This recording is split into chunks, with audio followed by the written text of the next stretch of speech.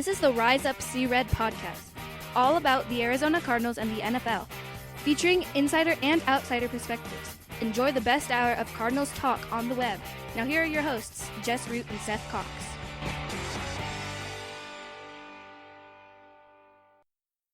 Hello, Arizona Cardinals fans, and welcome to the latest edition of the Rise Up See Red podcast. The Cardinals won on Monday night.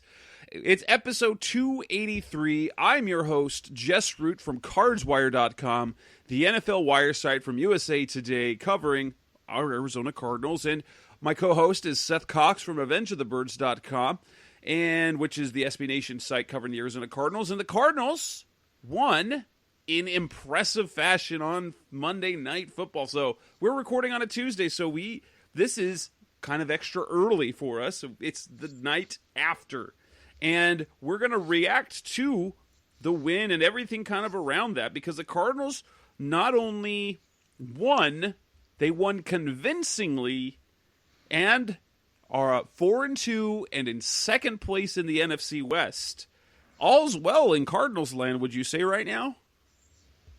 Yeah, I mean, this is exactly what you wanted to see. You wanted to see them come out and put up a game against a team that was kind of reeling after the loss of their best player and kind of leader in Dak Prescott. You saw that they really dismantled this team after what would be considered a very slow start offensively. And, you know, the more that you watch this team when they play well, the more that you're beginning to see that they do have an identity, and it's a little bit different than what we were expecting it to be. But I don't think it's a bad identity for them at all. Absolutely not. In this edition of the show, we're going to give our initial reactions to the game. Well, basically, how surprised were we at the outcome of the game, considering what the expectations were, how things started. We're going to talk a lot about the defense, because suddenly the Cardinals look good defensively, pretty much every ranking. We'll to spend a couple of segments on that. We'll react to the play on offense, Kyler Murray an off night, but yet a still very impactful night, Kenyan, Drake, and more. And then we'll look into their next matchup as they return home after 3 straight road games. They take on the Seattle Seahawks, the first place team in the NFC West, before they hit into the bye. So let's go ahead and get started, Seth. How surprised were you at how this game played out? I wasn't surprised by the final outcome. I was surprised by how the final outcome was obtained, I guess, or how we got there. Defensively, I thought that they could control the game. I was worried about their ability to stop Ezekiel Elliott in that Dallas running game, and you were kind of worried as the game went along in that first quarter, and the offense was really struggling to put together drives, that we were really close to getting into the Ezekiel Elliott show and just letting him grind out plays. And that first fumble was just a great play, by Budda Baker, kind of changed the momentum of the game, because then they go down and score right away. And that basically gave the Cardinals that spark they needed on offense, because the rest of the time the defense continued to play at a high level where, the offense finally put it together and really, in 3 consecutive series, basically put the game away without even having to do anything that you and I would consider extraordinary. I mean, they just kind of imposed their will in the running game, and Kyler finally connected on one deep pass. And it was odd how it came about, because I think we expected to see more of an offensive passing fireworks type of game. And instead, we got a just completely dominant running performance from the Arizona Cardinals and enough passing the ball to get the job done. And I, when you look at the games that they've won in convincing fashion or in, surprising manners, I guess is the best way to put it. Typically it's from a really impressive running game. And you're closer to a 50-50 split in yardage. And this one was, obviously overwhelmingly, it was the running game, 261 yards rushing, but I was just really impressed with how they overcame what was a stagnant offensive first quarter and just put together, obviously, 38 points. That's something that they've scored over 30 points in 3 games this season. We haven't seen that in a while. Definitely not. I'll be honest. If I go by initial expectations for the game, I thought for sure this was going to be a shootout. I thought that the Cardinals' defense would struggle. I thought they would struggle enough that Dallas has, and I'll be honest, I got caught up in the fact that, as great as Dak Prescott is, I felt that Andy Dalton wasn't too much of a step down, and I guess pretty much everything, because that was kind of on social media, on ESPN, that was kind of what they were saying. It's like, he's surrounded by talent, and Dak Prescott's numbers were in part because of the offensive scheme, the talent around him, because he's got such great receivers. It really had to do a lot about Dak as well. I thought coming it was going to be a back and forth game. It would probably come down to a turnover late in the game at some point, or that the Cardinals would have pulled ahead and that the Cowboys would have rallied, because that's kind of been their MO all year. Is like they fall behind and then they frantically rally back. That didn't happen. And then when the first quarter looked, like it was a punt fest, I was like, wait, I don't know. So in the end, I was very surprised with the outcome, because I did not expect the Cowboys to look as bad as they did, because a team that was getting bat Leighton Vander Esch, a team that has the talented receiver, a team that has a guy in Ezekiel Elliott, and an established quarterback as their backup in Andy Dalton, but apparently Andy Dalton, I guess, is washed. And now that what's the fun part about this as a fan? Because I will say this. Remember, I'm a Cardinals fan. I've been a Cardinals fan long, long before I was, analyzing the Cardinals for your listening and for your reading. To see what is happening in Dallas now with Mike McCarthy as at their 2-4 start, the drubbing they took by the Cardinals. Now there's grumblings about that coaching staff. I know it's only a third of the way into the season, but it almost feels like the Cardinals got Mike McCarthy fired for the second straight time they faced them, which is gratifying in many, many ways. But that said, you look at the final score and you're like, wow. And then you watch them play and you're like, yeah? It's like they're putting up offensive numbers and you're wondering how they do it, because they still don't look like they're in sync. And maybe it's simply the fact that everyone's still expecting massive passing numbers. Air raid, Patrick Mahomes in college type numbers. And it has been on the back of the running game. And to be truthful, a lot of that is Kyler Murray. His mobility and his running ability just open up the running game immensely. And so that even when things aren't great in the passing game, it opens things up and they're still able to move the ball. And so I was surprised. I was pleasantly surprised. I was happy. There was really nothing about that game to dislike too much. No, when you look at it, it's just kind of what we've been waiting for, from the sense of putting together a complete game. And I mean, you and I would probably agree that this wasn't even a 100% complete game. They still had some errors offensively, but at the same time, they're getting to the point where they're now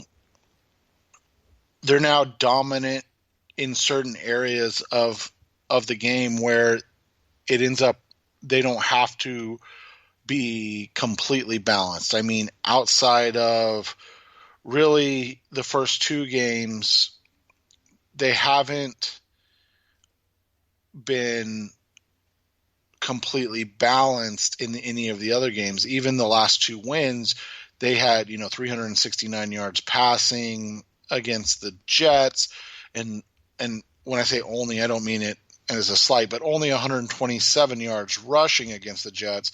This week they only had 177 yards passing and 261 yards rushing, which is just an absurd number.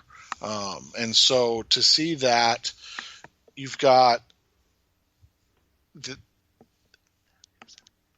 just a game where they were able to really put together enough of a running game and an incredible defensive effort to win in a convincing fashion. Yeah, it was, and on national television, it was a coming out party for Buda Baker.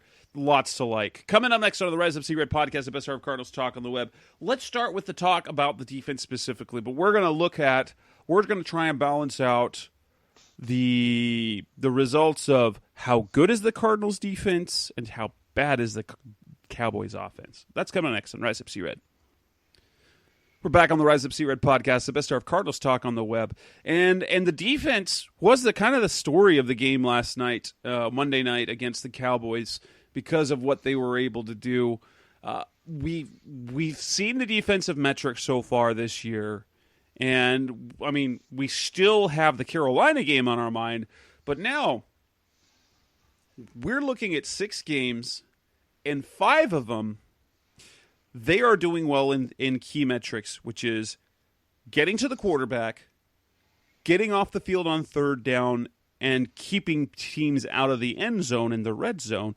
And as a result, this team is really good statistically. Now, the dominance that they had defensively last night, how much are you willing to credit the defense with in terms of how good it actually is, and how much of it is a case of circumstance? In this case, the Cowboys team with their backup quarterback, and I'm not sure if they had any of their last year starters on the offensive line in the game. We know there. Tyron Smith, La'el Collins gone, Travis Frederick retired, Zach Martin left the game. He entered the game banged up, and then as well, he also left the game with a head injury, and so that offensive line was completely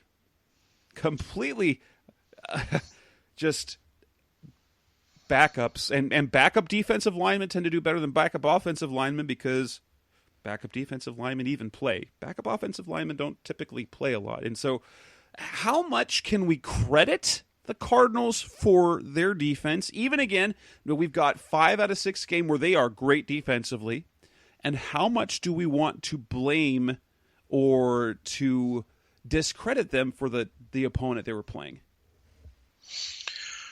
It's one of those situations where you look at it and the reality is you can only play the teams in your way. And so I think putting up the numbers they're putting up, well, I understand the skepticism, and I think you and I would agree that they're not the second best defense in the NFL. Well, and the thing is, we've seen it from the other end, where if we go back a couple to the James Betcher years, and they're a top team defense, top 10 defense in terms of points.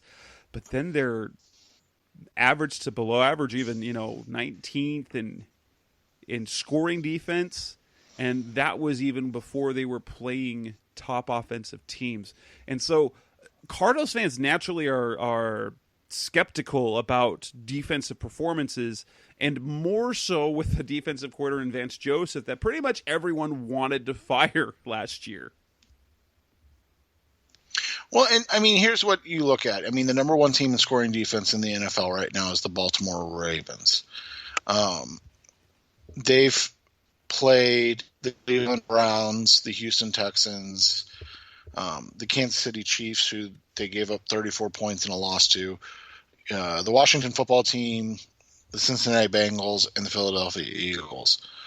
I mean, outside of obviously the Chiefs, who they got run over by, and then maybe the Texans. It's not like they've played a bunch of great offensive teams. But they've already passed the eye test and the talent test too, which is the other part of it, right?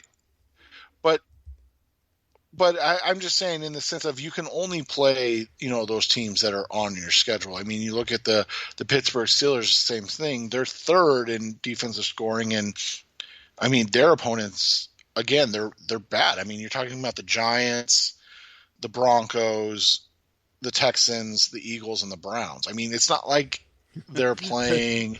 It's starting to sound like the entire league is bad. Well, and that's kind of what I mean.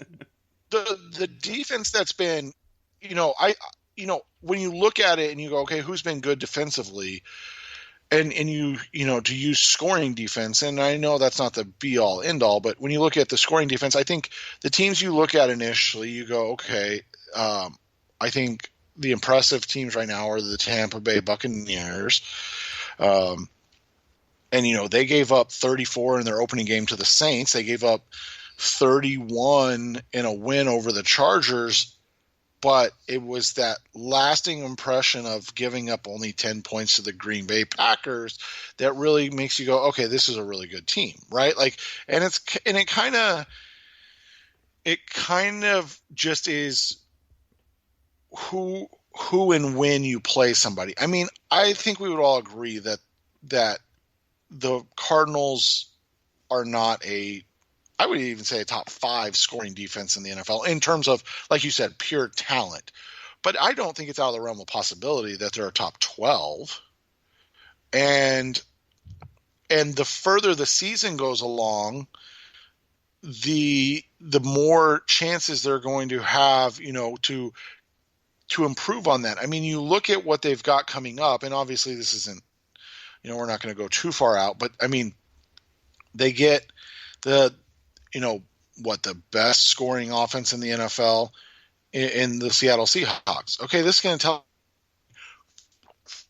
Obviously, they're not going to hold the best scoring team in the NFL to 18 points, but what if they hold them to 26? I mean, that's a full score under their season average. That's actually really, that would be pretty impressive.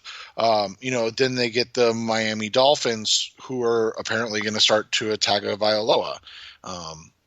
And they'll be his second game, and his first game is against the Rams. So, I mean, you're talking about two completely different teams. And then they have the Bills and a Patriots team that doesn't look that good. The Giants and Eagles are still on this schedule. So, I mean, when it's all said and done, with the start that they've had and the opponents that they've kind of lined up, I think that they still end up in that top 12. And that was kind of, and what did we say? We said if they were in the top 15, that they'd be, because that would be probably a playoff team. Yeah, that's what it's lining up to be. And because that would be such a massive jump from 28th to say 14th. So they got better by 50%. That's a massive jump. And now you might say, okay, well, now all of a sudden they're down, from second to 14th in the NFL in stats. And it's like, yeah, I mean, technically they would lose 12 spots in that. And I understand that you don't, I mean, you want to hope that they're going to continue to play at a higher level than that. They're not going to, give up more points. But at the same time, when you look at it, the 14th ranked team right now is giving, or let's say the 13th ranked team right now is giving up 23.5 points per game. The Cardinals are giving up 18.7. We're only talking about a 5 point per game differential between 2 and 13. So we're talking, we're talking 11 spots with just 5 points per game. It's not like they are, any of these teams giving up 30 points per game. And that's kind of the crazy thing about this season. When you look at it, is last season, what did they give up? 28 points per game or something like that. 27.6. This season, that's top 20. I mean, so that's the thing, is you can say, oh, well, they've only played bad teams, or they've only done this, or, they've only whatever. However you want to look at it. 27.6 points per game last year would put them ahead of the Green Bay Packers, the Buffalo Bills, the New Orleans Saints. I mean, those are all teams that you look at and you go, oh, those are playoff teams. Like, those are good football teams. And that would be in front of all of those teams. So it is who they've played, but it's also just this NFL season. I mean, the offenses are infinitely more ahead of the defenses. And I think you're seeing that the Cardinals are doing enough to stay, to not fall into that trap where they're getting blown out. And I think that's the one big thing. I mean, even in the game where they got beat pretty well by the Panthers, they only gave up 31 points. It's not like they gave up a 40 spot or anything like that. I mean, they only gave up 31 points. So when your high scores are 31 and 26 that you've given up in a game so far this season, that's not bad. I want to think that it is, after looking over the first 6 games, the fact that what the Cardinals did against the Cowboys matches what they did against the other teams, excluding the Panthers, that tells me it's probably more the defense. Though I will say, I mean, when you are going against backup offensive linemen, when you're going up against a backup quarterback, and it did look like the Cowboys quit. I mean, they did sort of give up, and they were kind of helpless. It was a mess. And so they did play, ultimately, a team that was bad on Monday night. And they need to regroup. But yeah, like I said, they can only play who they've played, and it's just people are worried about that Carolina performance, and there is something about playing the Panthers. Cardinals haven't beat them in so long. Yes. Well, and they were also, I mean, let's be honest, they were also missing the guy that is clearly their best defensive player. And I mean, it's not even close at this point. It's obvious that Budda Baker is the best player on that defense by such a large margin that you can't even, I mean, the difference he's made in the games that he's been in and healthy, I think is just kind of stunning. And I mean, you look at it, he was obviously hurt in that Lions game and then missing in that Panthers game. And it just coincides with those are the 2 worst defensive performances they've had. And again, I mean, you can go back and say, well, the 49ers offense was hurting and the Washington football team's offense is terrible. And you're right. I mean, those things are all true. But at the same time, if you take away, the best player on Pittsburgh's defense, I mean, look at them before Minkah Fitzpatrick last year, and with Minkah Fitzpatrick, since they traded for him. When you look at the Ravens and you take away, the cornerback, Marlon Humphrey, their all pro corner, you're going to lose something. And when you build a defense around a guy like the Cardinals have with Budda Baker, to not have Budda Baker means that your defense is going to struggle pretty heartily without him. And it's not an excuse, but it's just a reality of the situation. Coming up next on the Rise of C-Red podcast, the best hour of Cardinals talk of the world, we're going to talk a little bit more about the defense. What was there to like and what was not to like in what we saw on Monday night? That's coming up next on Rise of C-Red. We're back on the Rise of C-Red podcast, the best hour of Cardinals talk on the web.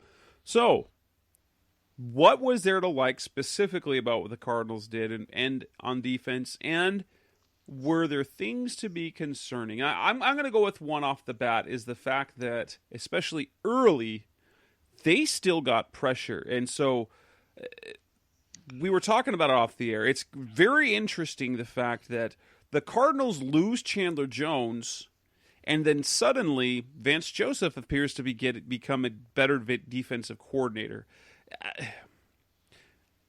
It sounds kind of harsh just to say it like that. That's not to say that that the Cardinals are better off defensively without Chandler Jones, because that's certainly not the case. However, I think the challenge of putting lesser talented pass rushers or lesser talented edge rushers in positions to succeed, as opposed to kind of how years before with Patrick Peterson, they basically said, you guard a guy, we'll take care of the rest. You could tell Chandler Jones, okay, win your battle, we're going to worry about other positions. And when he wasn't getting sacks, it was kind of noticeable. But, he had specific roles for Dennis Gardeck. He had things for Isaiah Simmons. You saw different formations. You saw some work from Kevin Peterson. It was refreshing to see that perhaps because he was dealing with lesser talent, he had to work harder and therefore be a better coach to scheme things to get those players who aren't Chandler Jones in positions to be successful. Because Dennis Gardeck, I mean, come on. I did downplay his playing time. 10 snaps against the Jets, and he got 2 sacks. I'm like, well, Kylie Fitz is coming back. Devon Kennard is coming back, so he'll be good. But it turned out Kylie Fitz got hurt, and he wasn't available. So Gardeck got some playing time. He only played, and it looked like, they're playing him so much, and he got the hurry. He almost got the safety sack on Andy Dalton. But then you look at the game release or the stat book, and he only played 16 snaps. So he had a specific role in specific situations where he was given a chance to succeed, and he did. Byron Murphy had a fantastic game. I don't know if it was putting him in better positions or just being up for that game. Patrick Peterson made Amari Cooper disappear for the entire first half. There was a whole lot to like about probably for the first 3 quarters of the game. Just there was so much to like about what the defense did. Yeah, and I mean, you talked a little bit about Vance and his work, and it's something that we talked about when they hired him, and that was interesting. Is you kind of go through his history as a defensive coordinator, and it's kind of a short history, but he was the defensive coordinator in 2016 for the Miami Dolphins, one season, and while it wasn't, the best work, he had a pretty good season in his first year as head coach with the Denver Broncos. You look at the names on that Miami defense that year and the guys who were getting the snaps, and I can see how teams would be impressed with him and make him a head coach. Because remember, that Dolphins team made the playoffs. They lost in the wild card round to the Pittsburgh Steelers. I mean, they got blown out. But, I mean, just listen to these names and this was 2016, so this was only 4 years ago. Kiko Alonso was the highest, played the most snaps on the team. He's really done not a whole lot in the league since that 1 year. You had Ndamukong Suh, who's obviously phenomenal. And then I don't know many of these other guys. Issa Abdul Kudus, Tony Lippett, Byron Maxwell, Andre Branch, a guy by the name of Jordan Phillips. He's turned out, he wasn't very good in Miami. They traded him. Remember that. I mean, they traded a second-round pick after 2 seasons because couldn't get him to, buy in. Or, sorry, 3 seasons because they couldn't get him to buy in. Bobby McCain, a 35-year-old Cameron Wake. I mean, these are the guys that he was doing it with in Miami that year. And those are the 10 players that played more than 50% of the snaps on defense in 2016. So when you go back and you look at it and then you kind of, to your point, go, you take away a safety blanket or a safety net, however you want to look at it, in Chandler Jones, a guy that creates a pass rush all on his own and gets, 18 sacks in a season or 19 sacks in a season. And all of a sudden you start having to scheme. And you see the creativity and the ability to scheme things up. And I think you wonder, okay, is that a one-off thing, or is that just something that he did in this instance? And you're wondering, why don't you do that more often? Like, why is that not something that you do consistently? And it's funny because this is just a football thing, and it's a frustrating thing to me, as somebody who, coaches youth football, studies it at the higher levels a lot, writes about it, covers the NFL, obviously. And you look at coaches and you look at the way that they fall back into kind of the basics and go, okay, well, our guy is better than your guy, so I'm going to let that play out the way it is. Instead of going, hey, this is the talent I have. Let's scheme to the talent, and let's scheme. Let's try to, get them in the best position to be successful. And a lot of times guys go, no, this is the system I run. This is what we do. And I'm not going to say that that's what Vance was doing before, and maybe now he's not. But it does seem to be that maybe that was Vance's fallback of, no, this is the scheme we run. We've got Chandler Jones. We just signed Jordan Phillips and Jordan Hicks and Devondre Campbell. Like, this is what we're going to do. And now, like you said, you take out Chandler Jones, and that is a massive loss. He's a cornerstone on the defense because of his skill set. He draws the attention up front. Right. And so now all of a sudden it's like, as a coach, you go, okay, well, I'm going to have to scheme to overcome that loss. And so, obviously nobody, and Jess and I are not saying that, maybe they'll be better off without Chandler Jones. I don't want anybody to take that away from what we're saying. What we're saying is maybe that it will cause Vance Joseph to have to do a better coaching job to kind of get to where he wants to be if he had his full arsenal of players. And so I think that's what you and I are seeing a little bit. Obviously it's just been, a half in a game, but I think that's what we're seeing a little bit thus far, from him, is that, hey, he does have some ability to scheme things. He does have an ability to be creative, run sub packages, and get guys in a position to be successful.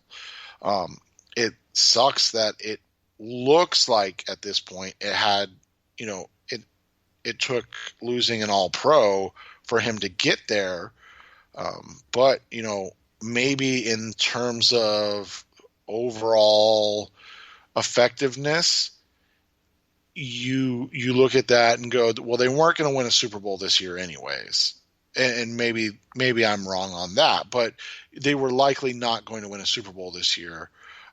So maybe 1 year of him having to do more scheming, get guys in a position and kind of show his mettle again as a defensive coordinator will in the long term create a better, product and more success overall. Well, and to point out, I think it also proves that at least at the edge, they do have better talent than probably people thought. And he's using pieces wisely. It started out with Devon Kennard and Hassan Reddick. You saw a lot of Zach Allen.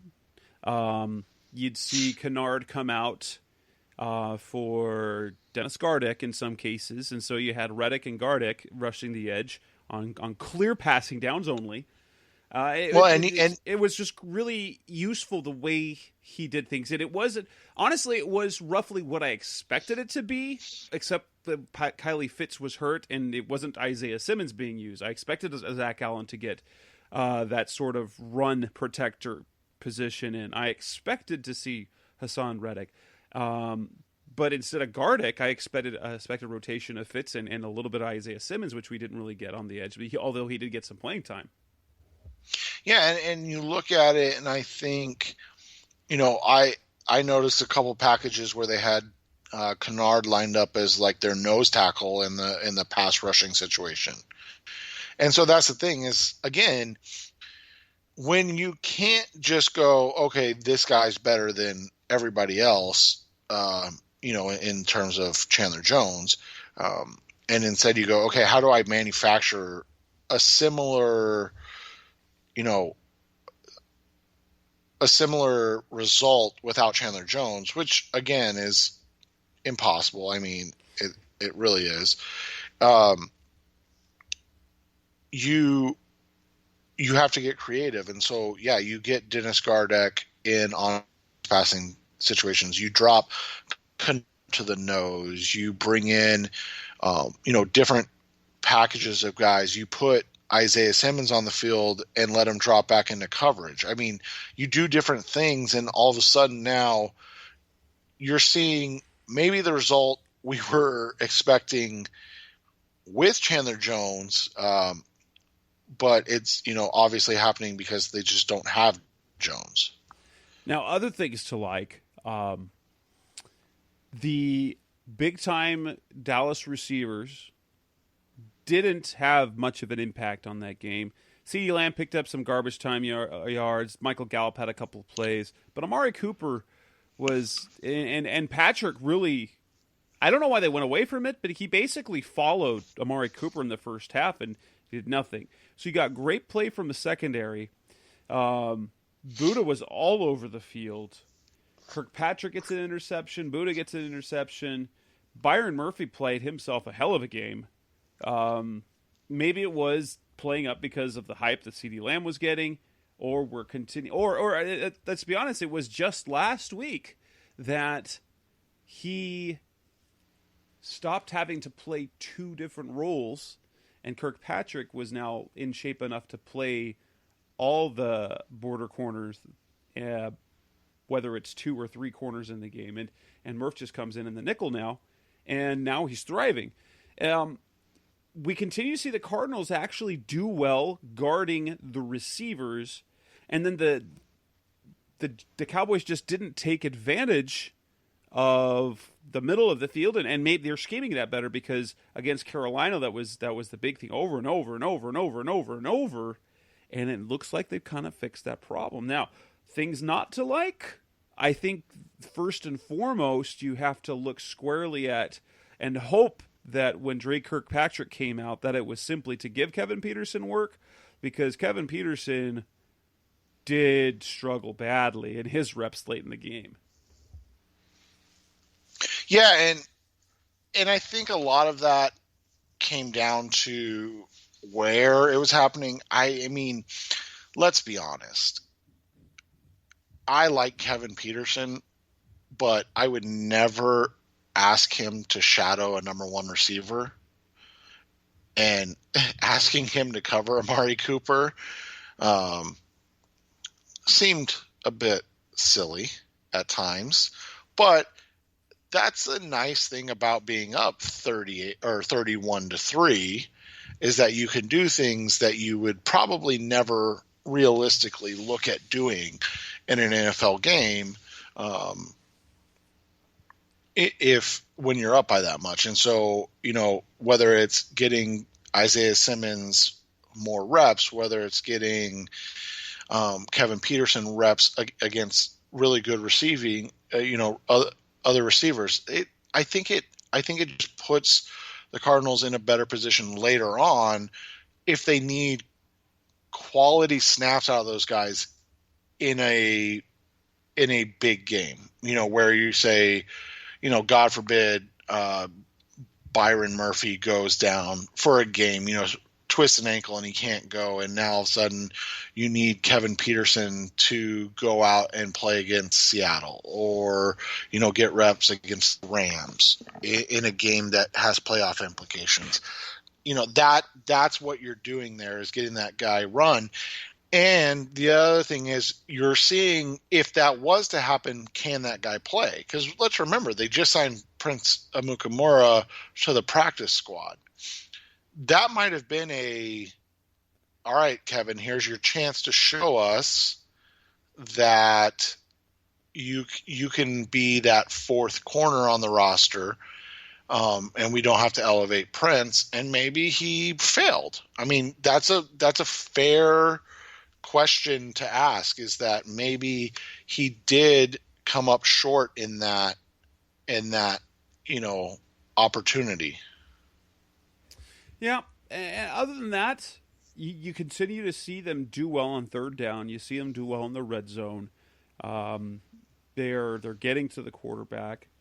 I mean, these are things that you like to see. Now, the Cowboys ran a whole lot more plays than the Cardinals did, so the defense played more reps than ideally you'd have, but they were efficient on offense, and so not much to complain about that. They have their hands full this weekend, though, and we'll talk about that a little bit. But coming next on the Rise of C-Red podcast, the best of Cardinals talk on the web, we're going to move on to the offensive side of the ball. What was there to like? What was there not to like? And what are we to make of the performances of Kyler Murray and Kenyan Drake? That's going on next on Rise of C-Red. We're back on the Rise of C-Red podcast, the best of Cardinals talk on the web. Let's react to the play on offense. They scored 38 points. Did that feel like a good offensive performance overall? I thought it was a C+ performance.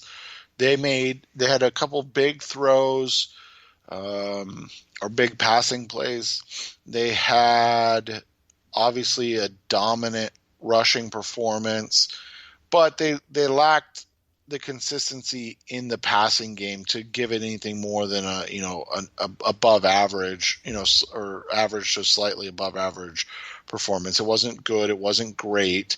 I thought it was timely and effective. I thought it was a performance where you saw their ability to impose their will on a team, which is different for the Cardinals. Totally. But, I mean, I wouldn't say it was a good performance by any stretch of the imagination, which to me is also exciting. And I know people don't agree with this, but you're still in game, what was that, game 22 of the Kyler and Cliff era? I mean, we're 22 games in, and you have a guy in Kyler Murray who's on pace for just under 4,000 yards passing, just under 1,000 yards rushing, and 45 total touchdowns, and you're complaining. It feels like that. But at the same time, it was clear that Kyler was not on his game yesterday. Though it's really interesting to see those two misses to Andy Isabella. as upsetting as they were to see, because, well, one, it either looked like Kyler was just really off, or two, Andy had no idea where he was supposed to be going with the route or able to see the ball. I was super excited by the fact if they took those two shots early, what's going to be if they keep taking shots, they're going to hit on those, because Andy was wide open on both of those. And it turns out, Christian Kirk was wide open. He got a free release. He got the touchdown pass that way. And so it was, but for some reason, Kyler's rhythm just couldn't quite get on. And he hit the big play to Kirk. He got the catch and run by Hopkins, which really boosted his numbers. But other than that, he made a couple of nice throws, but you could just tell that he was not, whether it was all the hype around the game, maybe it was the nerves, and we've really never seen him be like, the moment was too big for him. He probably was just a little too amped up with everything that went on. But the funny thing is, even though he was bad in the passing, you could say that, he still didn't turn the ball over. He threw 2 touchdown passes, and then his impact in the running game was still like, Cliff talked about it on Tuesday, is still his presence dominated. And I think that's a good way to describe it, because even when he wasn't on in the passing game, his presence was felt, because whether it was missing a deep throw that was there, or running for a first down, or scoring a touchdown, the Cowboys didn't have any answer for him.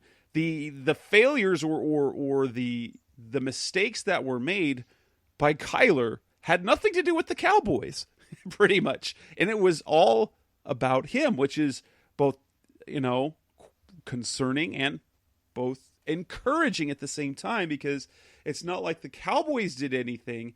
He still controlled that game. And Adam Green, who used to be at Arizona Sports, I saw a tweet of his, and I thought it probably describes Kyler the best way possible. He's not a finished product at quarterback, and he's definitely not finished as a passer. He's not a great passer yet. He can have big games, but he is so dynamic that not only does he make up for his teammates' mistakes, he makes up for his own mistakes, and no matter what happens, he still can make plays. So even when he's not having the best game passing, he still is impactful. Yeah, and that's what the reality of the situation is right now, is that he is a dominant and impactful force in the game. And he makes this team better and consistently better. And it's something that, we talked about it before.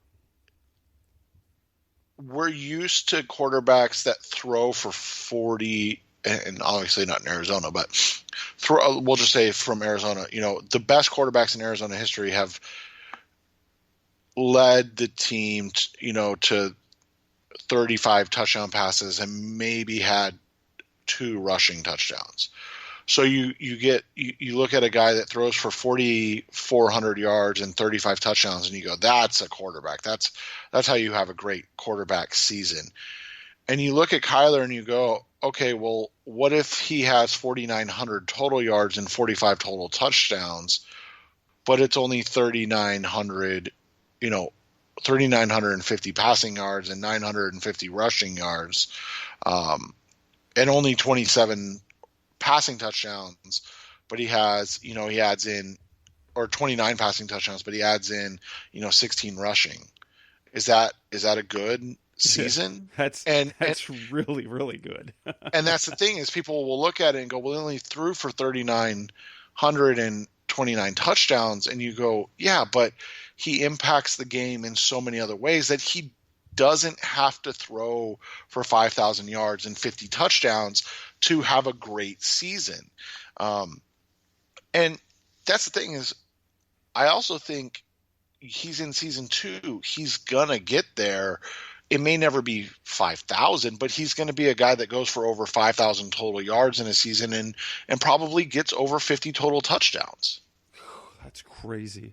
Now, yeah, and to think that, and maybe it was unrealistic as expectations, but when he isn't a dominant star, we feel let down. But then I don't know why we expect that, because you look at Aaron Rodgers play against the Bucs, who was having an ungodly good year, and then he has the game that he does. Quarterbacks aren't always on their game. Now, it was extremely, like 9 of 24 is an extreme type thing. I mean, that puts him like in terms of 40% pass or below and winning a game. I mean, that's Josh Rosen, Ryan Lindley type character. That's in those type of categories, or Tom Tupa when he completed 9 passes and won a game. Those are not great company, but none of them had the other impact that he did. He threw 2 touchdowns. He ran for another. He's now up to 16 total touchdowns in 6 games. He hasn't turned the ball over in his last 2 games, and so he's protecting the ball. He's getting the ball in the end zone, and even though there's still room for growth, my goodness, he's still having a great year. Yeah, that's the best thing, is that it's not a finished product. So throwing for just shy of 4,000 yards and just shy of 30 touchdowns, by the way, would be the 3rd greatest passing season in Arizona Cardinals history, is looked at as he's still growing. I mean, and that's the thing, is I think because of these video game numbers that guys like Patrick Mahomes are putting up, which he's done once. And don't get me wrong, Patrick Mahomes is, could go down as one of the 5 greatest quarterbacks ever. He's already cemented himself as one of the, best quarterbacks in all of football. But his pace for the season is obviously a little higher than Kyler's, but it's not like we're talking about another season where he's going to throw, or a season where he's going to throw for well over 5,000 yards. He's on pace for 4,500 yards. He's only on pace for 40 touchdown passes. And then you combine that with his, rushing totals, and he's on pace for right around the same amount of yards and a couple, 3 more touchdowns total than Kyler. So again, is it a matter of how you get the yards, or is it and touchdowns, or is it just getting the yards and touchdowns? I mean, I think ideally we would all prefer that Kyler throw for those yards, because it just means he's taking less hits, or there's less of a chance that he's going to get hit while he's running the football. But at the same time, at the end of the day, the results are all that matter. And right now, those results are, really good.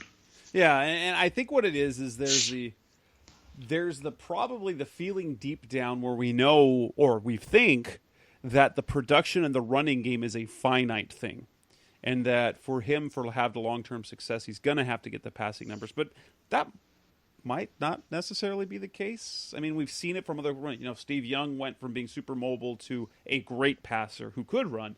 John Elway, Randall Cunningham was another one that did that, and they all develop into great passers. Yeah, but let's talk about Kenyan Drake now for a second, because by all accounts, it's been a thing Cardinals fans watch him, and he doesn't really pass the eye test. He has had himself a solid season, not a great season, but the Dallas game he broke out. He was having a good game even before that last carry. Now, he started slow. First half, 7 carries, 19 yards. I mean, the Cardinals, with the running game, often take their time to get in there. But we talked about this in a previous show. Kenyan has become a great second half, and especially a fourth quarter runner. I really think, in my memory of watching the Cardinals play, it is the first time that they really have a back who, when they have a lead, you can trust is going to churn the yards to move the chains and get first downs. Even when the Cardinals were great, their running game sometimes could stall. And so you got a little bit from Chris Johnson when he was here, a little bit from Adrian Peterson, but they weren't going up. And Kenyan Drake closing out games when they've had a lead in the fourth quarter has been fantastic. Now, he started slow. He's had a workman, so he has one bad game. 13 carries for 35 yards, but that was a game they were behind, and so they didn't run the ball as much. Other than the one game, so in 5 of 6 games, he's had at least 16 carries. That's something we didn't see early last year. Now, granted, they were behind a lot. Drake is pretty much doing what he did before. He now has 478 yards. He's on pace for over 1,270 yards this year. Now, that was boosted by the 69-yard run on his last carry, but even then, take away that run, he was at 19 carries for 95 yards. That's 5 yards a carry. You can't expect much more of that from a running back, and he built that on his runs in the second half, and especially in the fourth quarter. Last year, in his 8 games, he had 3 games where he rushed for under 40 yards, and he still managed to have 643 yards. You know, it's when you're looking at last year, this year, statistically, he's producing at the same amount, but just against Dallas, it was the first time he had the explosive runs. And that's probably going to continue. Seattle's defense, not great. Buffalo's rush defense is terrible. I mean, they've got the Giants coming up. The Eagles have given up massive amounts of points, and so you're going to have the opportunity. Kenyan's going to have the opportunity, and so whether or not you're disappointed with how he looks early, because in early in games you're like, oh, he looks kind of like David Johnson. He's doing his job. He's perfect for what the Cardinals have needed, and maybe he's not been as dynamic early, but he has done exactly what you need that running back to do late in the game. Yeah, and we talked about it last week, I think it was, that the thing with Kenyan has always been he's a guy that kind of grows as his touches come and then, kind of breaks out later in the games. And that's kind of what we've been missing this year is his long runs, those 15, 20-yard runs. And he had 2 of those in the game before the big run to end it. And all of a sudden, he was starting to get loose a little bit. He was starting to be able to, make guys miss. He was starting to get 4 or 5 yards extra when he, put his shoulder down. And that, I think, is a byproduct of, 1, the Dallas defense being soft, but 2, again, when you're able to run the ball that efficiently and that effectively, consistently, it really demoralizes a team. And, and that is a big thing and something that really can help a running back kind of get in a zone where he then starts to put together 2, 3, 4 games like that. It's kind of the opposite of what we saw with Zeke in the game, where you can see that Zeke, after that first fumble, was in his own head. And he was going to, he started to play scared of making another mistake, and he made another one. And all of a sudden he's not, running as hard. He's not accelerating as fast. And I think a lot of times what Kenyan was doing this year is he knows that he was unlikely to get that, 24, 25 carry game. And so he kept trying to, instead of taking what the defense gave him and maybe just getting 4.5 yards a carry, he was instead looking to make one big play. He was looking to make one big run. And all of a sudden, he went from averaging 4.5, 5 yards a carry to he was only averaging. Before yesterday's game, he was averaging under 4 yards a carry, I believe, or just like right around 4 yards a carry. After yesterday's game, on the season, he's averaging 4.6 yards per carry. And that's because he averaged 8.2 yards per carry in that game. And so I think that's one of the big things that you look at for a running back overall is, I mean, he has only 2 games now with over 80 yards rushing. He has only 3 games now with over 70 yards rushing. But that's the first game of the season. Oh, sorry, the second game of the season where he's had 20 carries. And it's no coincidence that both those games he's averaged over 4 yards per carry. And that's because he's a guy that as the game wears down, he gets better. He's able to take advantage of a tired defense or a defense that's playing, too aggressively, and he's able to make plays. I'm not worried about Kenyan Drake. I don't know if he's the best running back in this offense. I still think Chase Edmonds might be because of his elusiveness and quickness in and out of the hole. But I think Kenyan Drake is a really good fit in this offense and offers a physicality that Benjamin and Chase Edmonds lack in their running style. And that's on Cliff to be able to, get the most out of that and utilize that to kind of give him a chance. Because, let's think about it. Last week in the Jets win, he had 18 carries for 60 yards. Before that 69-yard run, he had 19 carries for 95 yards. Or no, not 90. Yeah, 95 yards. And so, if you give him one more carry and he gets a 60-yard run, is 19 and 120 that different from 20 and 164? 44 yards, but you're just talking about one big run, and that's all that he he needs that one run a game where he's able to kind of wear down a defense, and then he's able to break one. And it's not going to be 60 plus every time, but maybe it's 35 or 40 plus. Coming up next on the Rise Up Sea-Red podcast, the best hour of Cardinals talk on the web. Let's talk about, finally, our last segment, coming up against the Seattle Seahawks. What do we have as we have a 1 versus 2 in the division battle coming up? That's coming up next on the Rise Up Sea-Red. We're back on the Rise Up Sea-Red podcast, the best hour of Cardinals talk on the web. It's time to talk about the Seahawks. They are next on the schedule. They are coming off their bye, and so the Cardinals are at a disadvantage each time they play the Seahawks. This time they have a slightly short week, and the Seattle is coming off their bye week. Next time they will play them on a Thursday night. Not ideal, but this Seahawks team is not the Seahawks team that we've seen in years past, except that Russell Wilson continues to be a god in terms of playing the quarterback position. He's got 19 touchdown passes this season. It's absurd. It is absurd what he is doing.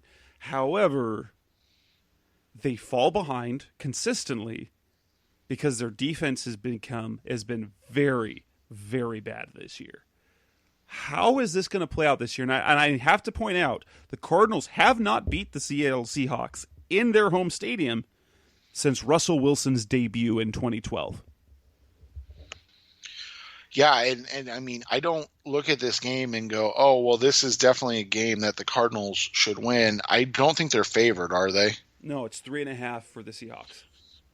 Yeah, and I think that's about right. They're the better offense right now, and I think you're still going to see, whether it's odds makers, fans, pundits, I think you're going to continue to see okay, you did well in this situation, keep showing me type of attitude to the Arizona Cardinals defense.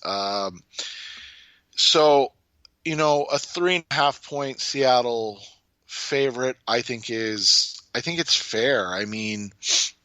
I don't know at this point if I'm going to say that Seattle outright wins or not, but Seattle's offense is so efficient, both running and throwing the football, that you're going to need your best defensive effort of the season, and that's not necessarily going to mean the least amount of yards or the least amount of points allowed, but instead creating turnovers like you did against Dallas and getting key stops that you were unable to get against Detroit and Carolina. Those are going to be the differences this week, because you are going up against the best offense in the NFL. It is. And I think when you look at what Russell Wilson's done this year, he's been protected well. Again, they're running the ball in an incredibly efficient clip, and they have a number of guys that are contributing to a really good rushing offense. Chris Carson has 289 yards. Carlos Hyde and Travis Homer each have over 50 yards rushing. Russell Wilson has 150 yards. I mean, they just run the ball really effectively, but at the end of the day, it's all Russell Wilson. I mean, he's completing nearly 73% of his passes.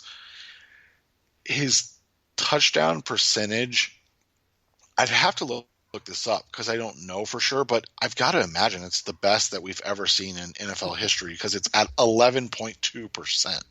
So 11% of his passes are touchdowns. He's thrown the ball 169 times. He has 19 touchdowns. I mean, he's on pace. He's on pace for, what is that, 50 or 48, just under 50 touchdowns on the season. He's only thrown 3 interceptions. He doesn't make mistakes. He's averaging over 300 yards a game passing. He's actually, let me run those numbers again. 19 by 5. He's on pace for 60 touchdown passes. Oh, okay. There you go. So yeah. So I mean, you're talking the greatest offensive quarterback season maybe in the history of the NFL. So I mean, that's all the Cardinals are going up against this week. So it's not. I mean, but I think that's, it's ironic that that's how this falls, is that you get a completely dominant performance by the defense. You boost your numbers to becoming, number 2 in the NFL in scoring defense. They sit at, 11th in passing defense, 17th in rushing defense, so not great there, but 13th in yards allowed. So, I mean, I would guess everybody would agree, good numbers, top half of the league, which is what we talked about. And now you get to go and prove it against literally the best defense or the best offense in the NFL. And then on the flip side, to Jess's point, this is a bad defense. I mean, they just are. They're a team that thrives on big plays. They're a team that gives up a ton of big plays. So what it comes down to this week for a win is going to be the Cardinals are going to have to figure out a way to get a stop that teams like the Vikings, the Cowboys, the Patriots couldn't get against this offense. And that's what it comes down to. I mean, you look at their defense, they gave up 434 passing yards to the Falcons. They gave up 397 to the Patriots. They gave up 461 passing yards to the Cowboys. They're giving up the most yards and the most passing yards. They're giving up 470 yards a game, 370 passing yards a game on average. Now, I will say this. While they give up yards in spades, they are middle of the road in terms of points allowed, as they're giving up, I think, 27 points a game. Yeah, they're at teams 8. They're in not bad shape. But they are definitely a bend but not break defense. And the thing they do better than anybody else is cause turnovers. Yes. They're number one in the NFL in turnovers caused. They have forced 10 turnovers on the season already, and they've only played 5 games. For instance, go back to the Cardinals. The Cardinals have forced 7 turnovers on the season in 6 games, including 4 the last game. So when you look at what the Seahawks do, that is how they win the game. I mean, against the Falcons, they forced 2 turnovers. Against the Patriots, they forced 1. Against the Cowboys, they forced 3. Against the Dolphins, they forced 2. Against the Vikings, they forced 2. They gave up, in 2 of those games, they gave up over 500 yards of total offense. And all 5 of those games, they gave up over 400 total yards of offense. The Cardinals' defense has only given up over 400 yards once this year. And I mean, you look at their games against the Washington football team in Dallas, they barely gave up over 300 yards. And I think you and I would, be okay with saying that a lot of those getting over 300 yards, a lot of those were garbage time things. Yes. And so when you look at it, the Cardinals defense has been, better in spades than the Seahawks defense. But the reality is that this Seahawks offense is just playing at such a high level, and their defense forces turnovers. And when you force turnovers on defense, what that does is that negates all that yardage that occurred. So all of a sudden you have, you might have 500 total yards of offense, but if you turn the ball over 3 times, that just means you went up and down the field and didn't score. And that's kind of what Jess was getting at. I mean, when you're but you're giving up 27 points per game, and that's basically middle of the road in this season, you can get away with it because your defense is causing turnovers that allows for your offense, the best offense in the NFL, to make plays. And that's just the reality of the situation. I mean, they're the number 1 scoring offense in the NFL. They're the number 4 passing offense. They're, rushing wise, they're right in the middle of the road, but they score, they get a ton of yards and they score a ton of points, and they do it in a quick style. That's the craziest thing, is that it doesn't take a ton of plays. They're 31st in plays run per drive, which is insane to me to think that they only need 5 plays, but they're the highest scoring offense in the NFL, because that's the thing. They can score from anywhere on the field at any time in the game. And that's just who they are. And so that's what I'm actually most interested in, is where do the Cardinals stack up against the best in the NFC? We're not just talking just the NFC West. The Seahawks are the best team in the NFC. They're the number 1. And let's look at their game, their last played. And a Minnesota Vikings team that's not really good. They should have won that game. That was stupid. It was stupid what they did. I could get why they would try to do that, but knowing what Russell Wilson, when they should have kicked the field goal and at least at worst gone into overtime. They should have done that. But the Cardinals, the way they play offensively, it comes down to, if they can score early, they have the type of offense that can keep the Seahawks from coming back, because the Seahawks have been great about coming back. But here's the thing. You have a running back in Kenyan Drake, and you have a quarterback in Kyler Murray, that, in particular Drake, later in the game, when you're trying to slow down the game and limit the possessions, Drake does that. And that's going to be interesting to see, because the running backs, Seattle's been hurt by running backs. It's just the problem is they get the ball back, and you just know if you give Russell Wilson time, he's going to get it down there. I'm interested to see how the passing game goes this game, because the Cardinals really have been good against receivers overall. Like, they've had receivers have big games, but the impactful games outside of the Panthers game, they've guarded the DK Metcalf effect. I want to see how that goes.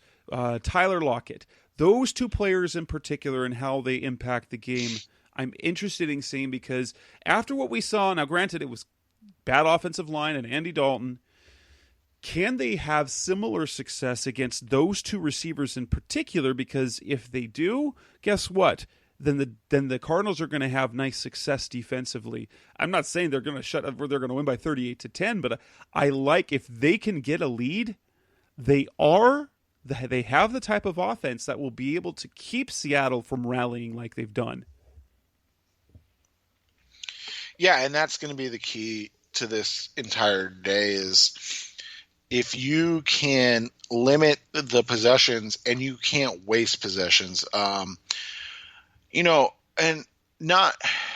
it's going to sound bad when I say it this way, so I don't want it taken this way, but this game reminds me a lot of what we saw between the Houston Texans and Tennessee Titans, in that the Titans probably are the better team than the Texans, but the Texans played better in that game. It just comes down to, you can't give a team like the Titans another chance to make a play, because they have the pieces to do that. And I think that's a lot of the same thing with the Seahawks, and we saw it against the Vikings. You have to go for the jugular. You can't give them another chance to go down and make a play. And so, when you look at it, Minnesota raced out to a big lead, and then they basically just held on after that. Tried to hold on. I shouldn't say held on. Just tried to hold on after that to get this, get the game over with. And I just don't think you can play that way. I think you have to play aggressive. And they played aggressive on that last possession when they went for it on fourth down, and it just, to ice the game basically, and it just didn't work out. But I think you have to play that way the entire game. I don't think you can have the lulls that the Cardinals had in the Dallas game or even the Jets game. I think they need to come out and they need to be able to put points on the board consistently throughout the first, second, third, and fourth quarter if they want to win this game. They can't have, 30 points or 31 points in two quarters, because I can guarantee you that the Seahawks will be able to put up 38 in one quarter if they have to. So how do you see this? So other matchups, the one thing that they don't have a good defensive line. They don't create much pass rush. They didn't do that last year. What is their weakness? What is their weakness defensively? I think that's a lot of it. I mean, their linebackers are their strength. And so they don't, while they can get hurt in the running game, you have to wash their front line into their second or into the linebackers. You can't let their defensive line occupy blockers and let their linebackers run free. In the same way, their linebackers are phenomenal in coverage. They have the best linebackers in the NFL, the best trio of linebackers in the NFL, and Bobby Wagner. Who's the other? KJ Wright. Thank you. And then I know Bruce Irvin's hurt, but so is Jordan Brooks, and I think they bring back in Michael Kendrick again. So, but that third linebacker tends to be good anyway because of the guys they're playing next to. Right. And so where you have to take advantage of this team is you have to play basically keep away from their linebackers. You can't let their linebackers beat you. And to be fair, it's kind of like what you saw this week against Dallas with Leighton Vander Esch and Jalen Smith, is that those are their best players on defense. And if you're able to stay away from those guys, then you have a really good chance of of being successful. But if those guys are making plays, if they're able to run free, against the run, and they're getting in drops in coverage, it's going to be a long day. But the reality is, at this point, they're still linebackers, and they're going to have to, make all the plays, and they can't throughout the game. So, which is why they are, so bad defensively right now, because they have great linebackers, and then they just really don't have much else that you would say is good. They have nothing else great, and I wouldn't say they have anything else that's good. They have some average players along the defensive line and in the secondary. Jamal Adams, is he hurt or is he back this week? That I don't know yet. I haven't checked on what his status is.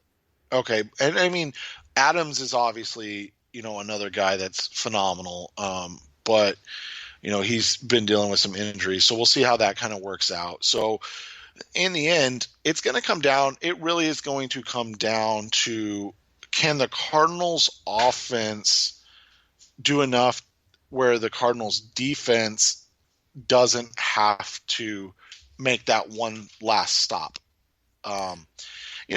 And that's because it's unfair to expect them to be the first team all year that gets the one stop against the Seahawks defense or the offense. Because, nobody stopped them this year. That's just the reality of it. It's true. But prediction time. I expected a barn burner this last game. I'm going to expect it again. And I think I have just a little bit of confidence that I think the Cardinals can pull this off. Now, in terms of the big picture, 4-2, I think is exactly where we both had the Cardinals sitting after 6 games. It just happened differently. And I think we both had this game pegged as a loss. I think. Maybe not. I can't remember. But if they can somehow get this win, go into the bye 5-2, that means they pretty much need to win 5. They only need 5 of their last 9 games to pretty much get a playoff spot. But I have them holding on. I don't know if it's they do the winning drive or if they hold Wilson and the Seahawks. They're the ones that makes the one stop. But I have them winning this game 34-31, and it will be every bit as entertaining as we thought that the Cowboys-Cardinals game was going to be. Yeah, and I'm going to stay in the prove me wrong mode. I think that this Seattle team right now is just playing at a different level offensively than everybody else, and their defense is just timely with turnovers. I think that's going to be kind of the key. I think it's going to be 37-35 walk-off field goal for the Seahawks. And while it'll be a bummer to be 4-3 at the bye, I think that's where both of us had them at the bye.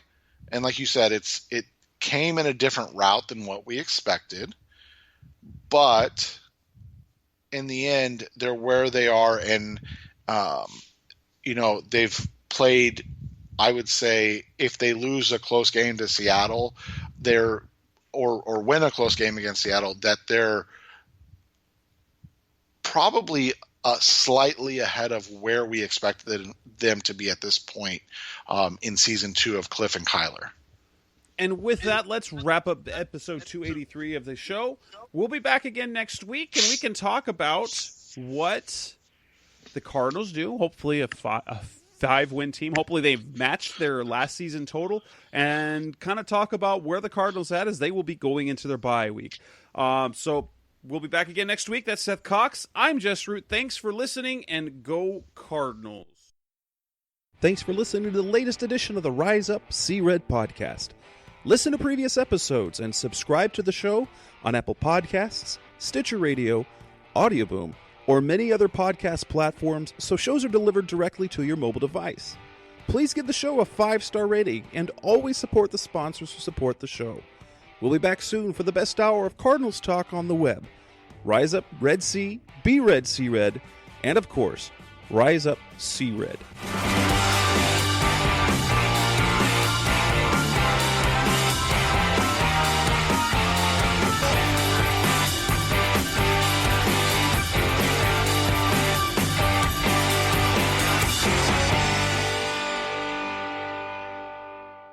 Roll!